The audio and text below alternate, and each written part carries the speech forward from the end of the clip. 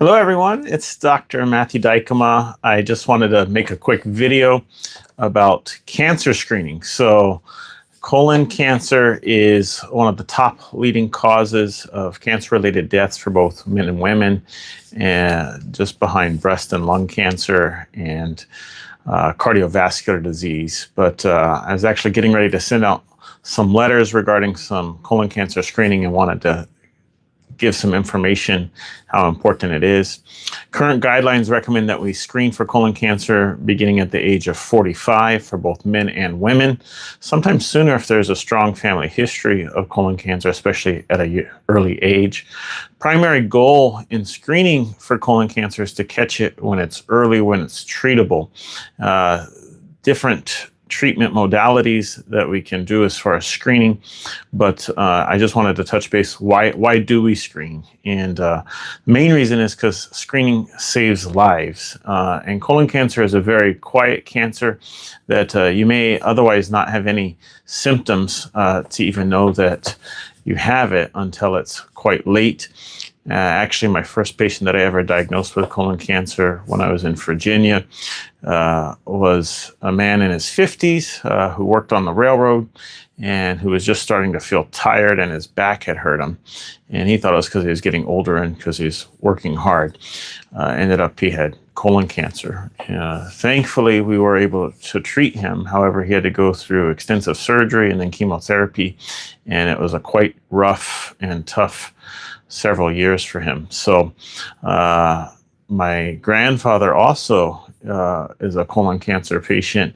He was diagnosed much later in life, around 95 years old, and his tumor actually was quite involved. It got to the place where it was completely blocking his colon so that he couldn't have a bowel movement, and that was how he found out. But by that time, it was already quite advanced.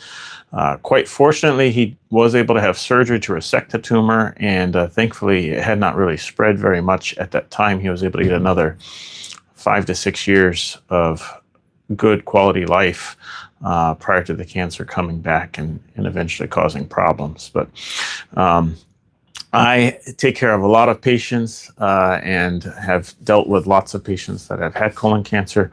One of my passions, though, is trying to catch colon cancer before it's cancer. And the way that we do that is to be able to remove polyps or precancerous lesions. By doing so, we're able to prevent those lesions from turning into more advanced cancer. So the gold standard for cancer screening is still colonoscopy. This requires an extensive prep where the bowel is cleared out, typically the night before, having to drink preparation that evacuates the bowels. But they're able to directly visualize the colon and determine whether or not there's any abnormalities such as cancer or polyps or precancerous lesions. If colonoscopy is completed and there are no polyps and everything looks okay, typically we recommend screening every 10 years for that. If we do find polyps, depending on whether or not they're precancerous or not, screening may be anywhere from 5 to 7 years, or if they find multiple polyps, or if there's polyps that are actually early cancer. I've had patients go back as early as 3 months for repeat colonoscopies. Of course, if they find cancer, that may lead to more aggressive need for treatment, including surgical excision, and then possibly other treatment in regards to that after that. So colonoscopy is still number one gold standard, but there are several other acceptable screenings as well, mostly involving the stool at this time. The other two that dominate my profession, I'm a family medicine doctor in Hilo, Hawaii. So I specialize in a lot of everything. Yeah, the other modalities for cancer screening include Cologuard. Cologuard is a relatively new colon cancer screening. It is a whole stool sample that checks for fecal DNA as well as blood. It's able to very accurately detect whether or not you have possibility of having cancer or precancer. If it's negative, it essentially rules out cancer. If it's positive, then we would need to proceed with a colonoscopy. So, Dominique, I'm happy to answer your questions further about Lyme disease, but we're going to focus on colon cancer today. So, I'll do another video on that, and we can chat on that. But yeah, so the Cologuard test is kind of a newer test. It's done every 3 years if it's negative. If it's positive, then that means that you need to go looking further to see why is it positive. And generally speaking, that would be a colonoscopy. Several reasons to do Cologuard over colonoscopy up front. One, it's less invasive. You don't have to do any prep. There's no anesthesia that's done. It's just a home kit that you're able to collect, and it's fairly accurate as far as ruling out cancer. Now, there is a small possibility of false negatives, meaning the test comes back and it's negative, indicating that you do not have cancer or precancer lesions that are advanced. There's a small possibility that it might miss something. And there's also a small percentage for false positives, where you might have a positive test, but then when they do a colonoscopy, they don't see anything suspicious or abnormal. But as a whole, it's a good option for a home test. It does require order by your physician, and it is something that is recommended to do on a regular basis. So if you have a physician, which I highly recommend that you find somebody for screening purposes, they can order it up to every 3 years in order to screen for the colon cancer. The other test that I don't personally do that often, but it's a fecal immune test or FIT test. That is a yearly test that is done to detect whether or not there might be blood or blood products in the stool. If done every year, it has a relatively high yield for detecting colon cancer. However, it also has quite a bit of false positive, false negatives, because different things can cause bleeding, and then oftentimes colon cancers may not bleed.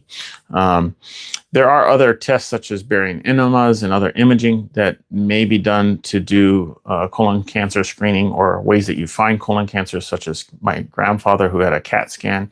But by the time you're seeing it on a lot of those tests, the cancer is much more advanced.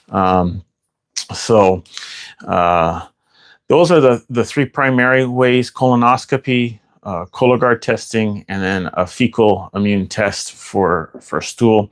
The benefit of both the stool tests are it does not require any kind of prep. It does not require any kind of sedation. If it's negative, it's good at ruling out cancer. If it's positive, then you still need to have a colonoscopy. The colonoscopy by far is still the gold standard. As I think George M., nothing is better than colonoscopy.